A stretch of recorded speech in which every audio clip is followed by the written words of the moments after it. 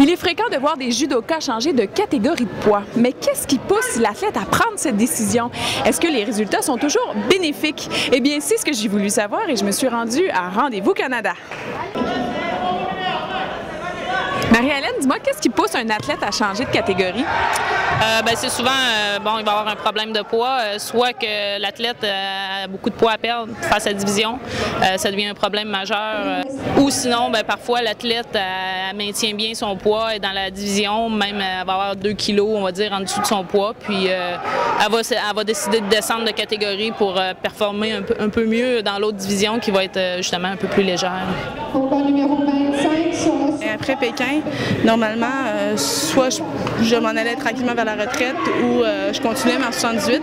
Et puis, c'était établi avec mon entraîneur qui m'a dit « Écoute, c'est temps que tu changes parce que tu as de la misère à faire ton poids. Au jour, tu peux pas manquer ton poids. Ça fait partie des règles du jeu. » Pourquoi avoir changé de catégorie?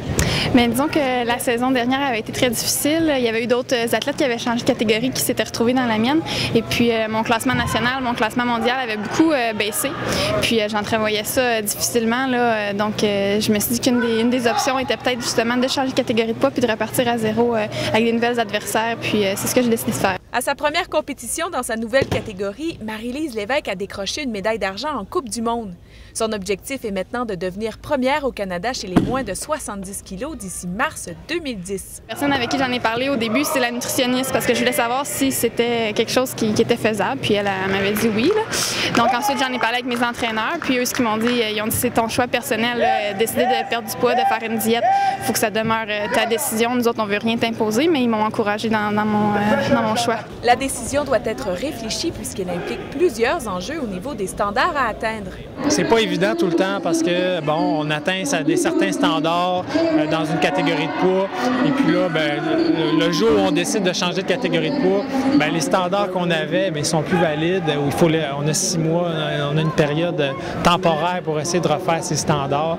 Au niveau de l'entraînement, quelles sont les adaptations qu'on doit apporter? C'est certain que, une personne qui va monter de catégorie de poids, normalement, va plus essayer de faire, augmenter la masse musculaire, donc faire plus de musculation.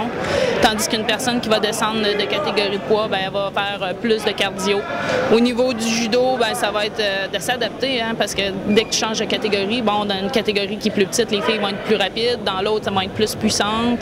En me battant avec les 70 kg, les 70 kg sont plus rapides que les 78. Alors quand je suis arrivée dans la catégorie de 78, je trouvais les filles plus lentes, mais plus fortes. Mais je me suis quand même bâti une bonne musculature. Fait que ça a été une adaptation.